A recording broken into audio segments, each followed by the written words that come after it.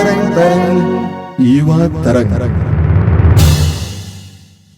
जीवन की राहों में तेरा वचन साथ दिया, मेरा साथ दिया। जीवन की राहों में तेरा वचन साथ दिया, मेरा साथ दिया। जब मैं अकेला था कोई न था, तेरा वचन मेरा साथ दिया।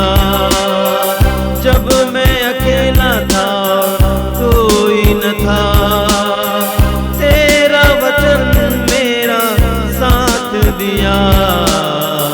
जीवन की राहों में तेरा वचन साथ दिया, मेरा साथ दिया। जीवन की राहों में तेरा वचन साथ दिया, मेरा साथ दिया।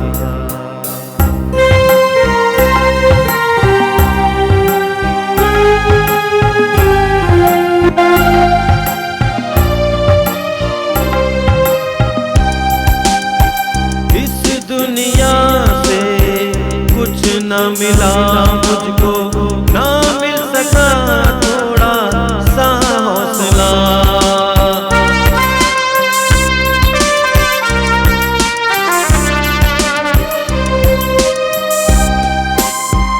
इस दुनिया से कुछ न मिला मुझको, ना मिल सका थोड़ा सा हौसला।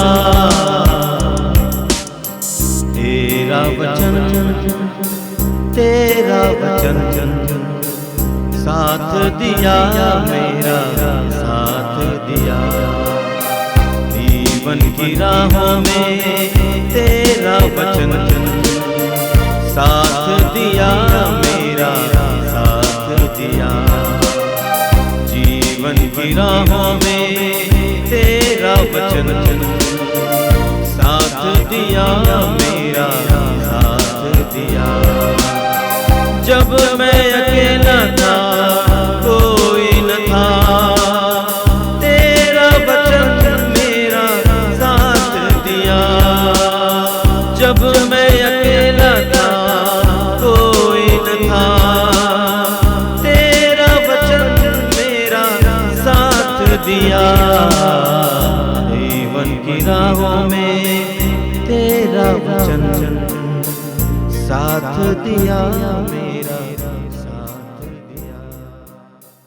सभी युवा भाई बहनों को जय यीशु। मैं आपका हार्दिक स्वागत करता हूं इस युवा तरंग में। प्रभु आपको आशीष दें और इन वचनों के द्वारा आपको प्रोत्साहित करें। मेरे प्रिय युवा भाई और बहनों, बेटे बेटियों, हमारे जीवन में बहुत सारी आवश्यकताएं होती हैं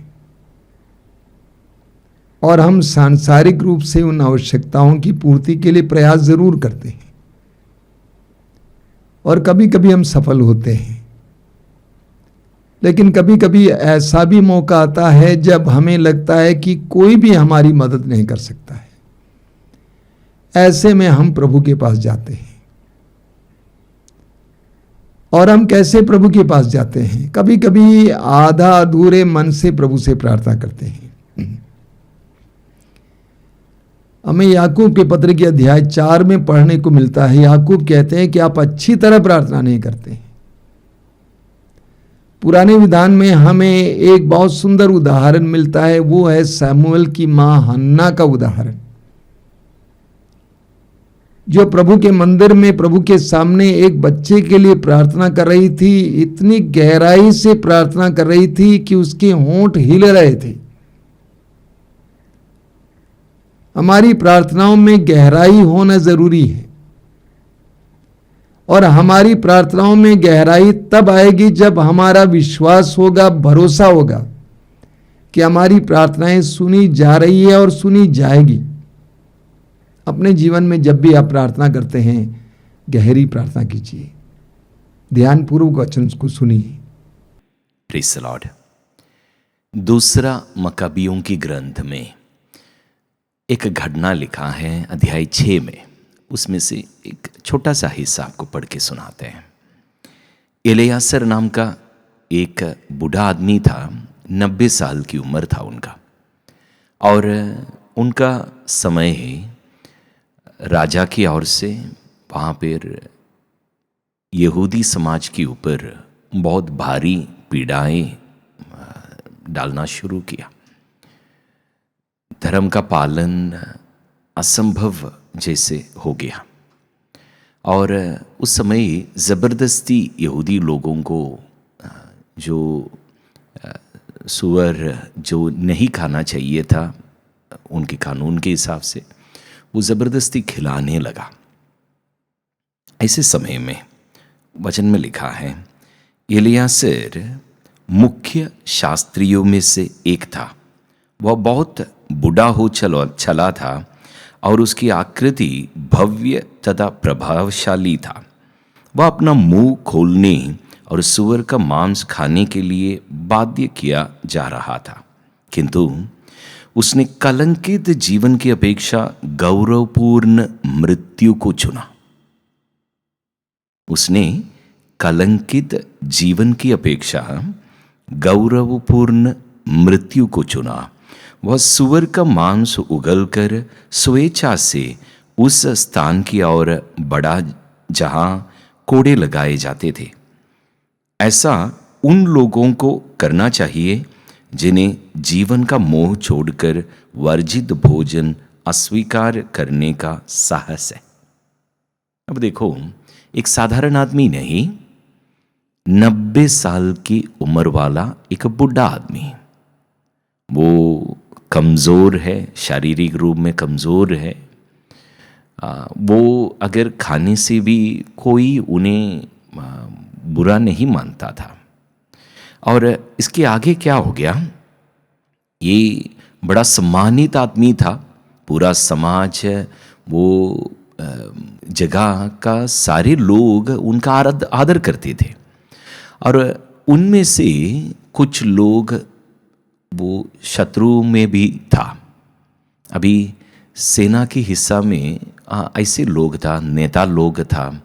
वे लोग एलियासर को बचाने के लिए ऐसे किया। वे लोग आकर एलियासर के कान में बता दिया, आप सूअर की मांस जो आपने छोड़ दिया, अगर वो खाने से आपको छोड़ देगा, आपको दंड नहीं देगा, तो हम लोग अच्छा मांस जो आप खा सकता है ऐसा मांस आपको बनाकर खिलाएगा और दुनिया के सामने बताएगा कि सूअर का मांस आपने खा लिया। तो दुनिया के सामने दिखावा करने के लिए, कुछ और मांस लेके आने के लिए वो कह दिया। पर एलियासर उनके सामने बोल दिया, 90 साल के बूढ़ा आदमी, मैं सूअर का मांस खाया बोलकर दुनिया को जब पता चलेगा, उसमें से जवान लोग विश्वास छोड़ देगा, वो भी ये गलती कर बैठेगा। तो जवान लोगों को बचाने के लिए, प्रभु के सामने जवान लोगों को बचाने के लिए, जवान लोगों को गलत दिशा में ले नहीं जाने के लिए, जवान लोगों को गलत नक्शा नहीं दिखाने के लिए एलियासर बुरी तरह पीड़ा सहकर, इस अध्याय में हमें पढ़ने को मिलता है कि बुरी तरह पीड़ा सहकर एलियासर मर जाता है। क्या जरूरत था? देखो मेरे भाइयों बहनों, विश्वास कीमत चाहता है, और विश्वास की कीमत अक्सर हमें प्रलोभन के समय चुकाना पड़ता है। प्रलोभन, प्रभु अपने वचन में कहा कि प्रलोभन अच्छी बात है, पर जो आदमी उसका कारण बनता है उसके लिए अच्छा नहीं है। प्रभु चाहता है कि हम हमारी जिंदगी का हर एक प्रलोभन को पार करें, जीते और विजयी बने यीशु के साथ। प्रलोभन होना अच्छी बात है, क्योंकि हमारे अंदर जो हमारे काबिलियत से बढ़कर जो कृपा प्रभु हमें दे रखा है, पवित्र आत्मा की शक्ति जो हमारे मदद करने के लिए प्रभु हमें दे रखा है, उस ताकत और उस कृपा को हम तब जानोगे जब हम प्रलोभन की सामना यीशु की मदद से करने लगे। तब तक हमें प्रभु की ताकत समझ में नहीं आएगा। हम वचन में लिखा है, उत्पत्ति की ग्रंथ में, इंसान की सृष्टि करके ज़्यादा समय गुजरने से पहले प्रभु इंसान को देखकर ऐसे समझा कि इंसान की दिल पाप की ओर झुके है। पता नहीं, शायद ऐसे रहा होगा, प्रभु दिल को सेंटर में बनाया, पर आज हमें पता है दिल लेफ्ट की ओर है, बाएं ओर है। पर प्रभु हमारे पाप की ओर झुकने के बारे में बोल रहे हैं। हम पाप को पसंद करते हैं, दुनियाई मोह माया को ज़्यादा पसंद करता है, और अगर प्रभु का कानून नहीं होता तो उसको, उसकी पीछा करने, उसको अनुभव करने से कोई हमें रोक नहीं सकता था। हम पसंद भी करता है। बाइबल में आप देखने से बहुत लोग हैं जो महिमा से पहले परीक्षा की सामना किया। सबसे पहले यीशु मसीह, यीशु प्रभु जब प्रचार कार्य शुरू किया, उससे ठीक पहले परीक्षा की सामना किया। और उन्होंने कैसे सामना किया? उपवास और प्रार्थना द्वारा प्रभु का वचन जो उस समय खाने की बदले वो जो खा रहा था, वो वचन के आधार पर, वचन लेकर, वचन बोलकर शैतान को हराया। अंतिम समय यीशु प्रभु क्रूस पर वो महान बलि चढ़ाने से पहले और चढ़ाते वक्त भी, चढ़ाने से पहले गत्समन बाग में बड़ी परीक्षा की सामना किया, और उनको ये सोच आ रहा था कि काश ये हट जाए। उस समय बहुत पीड़ा वो अनुभव किया, मानसिक पीड़ा। क्रूस पर जब यीशु तड़प रहा था, उस समय लोग यीशु प्रभु को देखकर बोला, अगर तुम सचमुच स्वर्गीय पिता के बेटा हैं तो उतर आइए।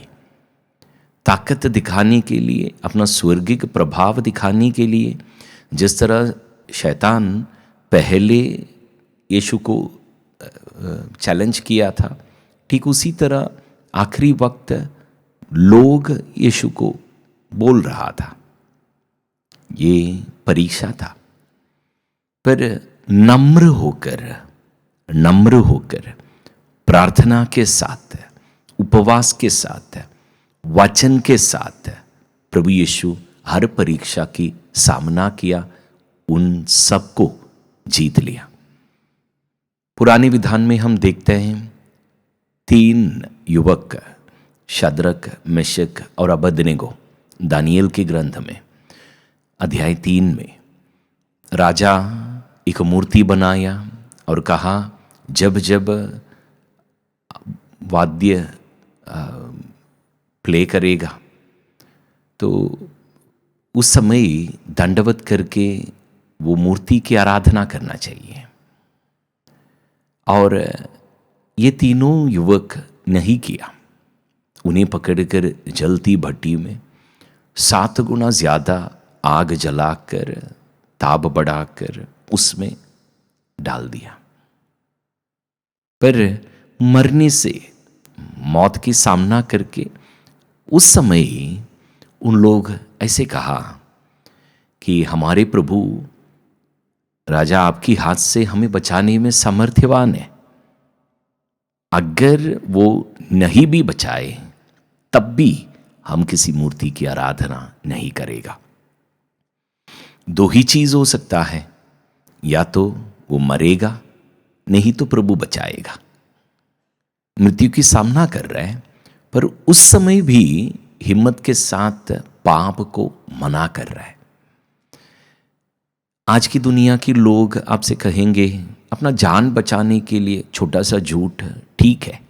नहीं, जान जाए तो अनंत जीवन मिलेगा, पर झूठ नहीं बोलना है किसी भी प्रलोभन में। चाहे अपना जीवन का धमकी मिले तब भी किसी भी पाप में हमें शामिल नहीं होना है, पाप नहीं करना है। जोसेफ का तरीका पाप से बचने के लिए ये एक ही तरीका है जो एकदम सफल बनता है। परीक्षा दोबारा नहीं आने के लिए सबसे अच्छा तरीका ये है, जोसेफ का तरीका। हम पुराने विधान में निर्गमन ग्रंथ में देखते हैं, जोसेफ जब परीक्षा की सामना किया, वहाँ अपना कपड़ा छोड़कर वो भाग गया। जिस जगह से, जिस आदमी से, जिस माहौल से, जहाँ से आपको परीक्षा मिलता है उस जगह से भाग जाए। देखो, जोसेफ एक बार परीक्षा से भाग गया, उसको आगे सहन उठाना पड़ा, उस वजह से कीमत चुकाना पड़ा। पर वो कीमत चुकाने के बाद उसको पूरा देश में जो सबसे महान स्थान मिल सकता है वो स्थान मिल जा रहा है, प्रधानमंत्री बना दिया गया। मेरे भाइयों बहनों, महिमा से पहले सदा एक परीक्षा हमारी इंतजार करता है। जिस तरह प्रभु यीशु हमें सिखाया, हाँ की जगह हाँ कहना है, ना की जगह ना कहना है। परीक्षा को हमेशा ना जवाब में बोलना है, पाप के लिए ना कहना है।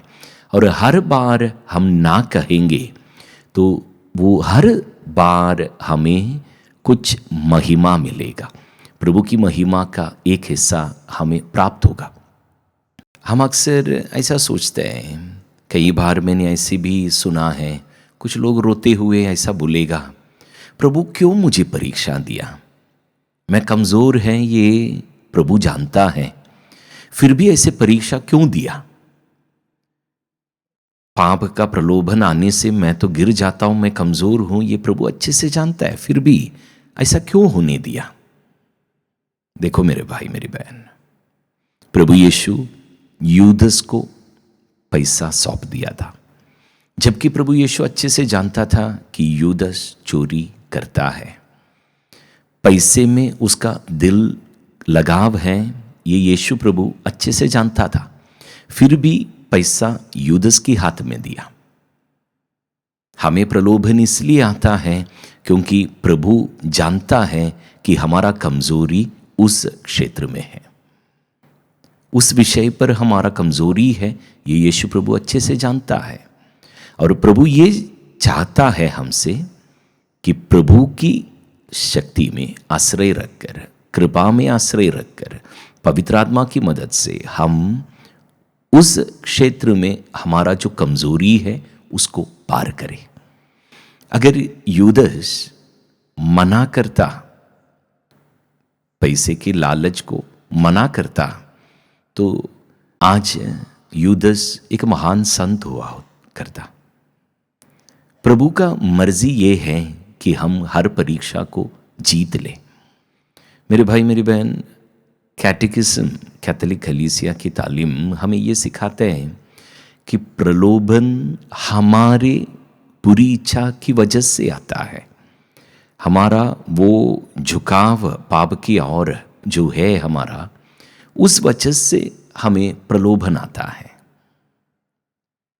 हम जानता है कि किन बातों में हमें अक्सर प्रलोभन आता है। हम ये भी जानता है कि कौन कौन सा पाप हम चाहकर भी मुक्ति नहीं पा सक रहे, बार बार करते जा रहे हैं। मेरे भाई मेरी बहन, यीशु प्रभु आपको बचाना चाहता है, पाप के बंधन तोड़ना चाहता है, और इसलिए आपको परीक्षा दे रहे हैं ताकि आप आज के दिन पाप की और पाप की सामना करके शैतान की सामना करके, प्रलोभन की सामना करके प्रभु की शक्ति के द्वारा आप ना कहे। याकूब के पत्र में अध्याय 4 में जिस तरह कहा, सामना करें, शैतान भाग जाएगा। आज पाप का, शैतान का सामना करके, प्रलोभन की सामना करके ना कहना शुरू करिए। प्रभु की ताकत आपको मदद करेगा। God bless you. जय यीशु। सिर झुकाइए मेरे भाई और बहनों। सर्वशक्तिमान परमेश्वर पिता और पुत्र और पवित्र आत्मा आप लोगों को आशीर्वाद प्रदान करें। आमीन। जय यीशु। तेरा वचन मेरा अगुवाई करता, साहस देता जीने में।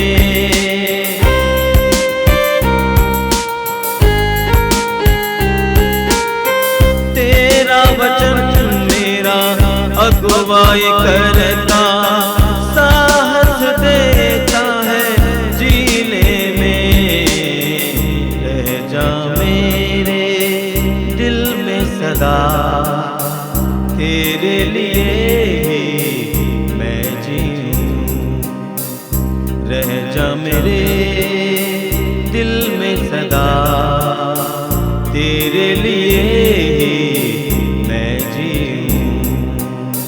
जीवन की राहों में तेरा वचन साथ दिया मेरा, साथ दिया। जीवन की राहों में तेरा वचन साथ दिया मेरा, साथ दिया। जब मैं अकेला था कोई न था, तेरा वचन मेरा साथ दिया। जीवन की राहों में तेरा वचन साथ दिया मेरा, साथ दिया, साथ दिया मेरा।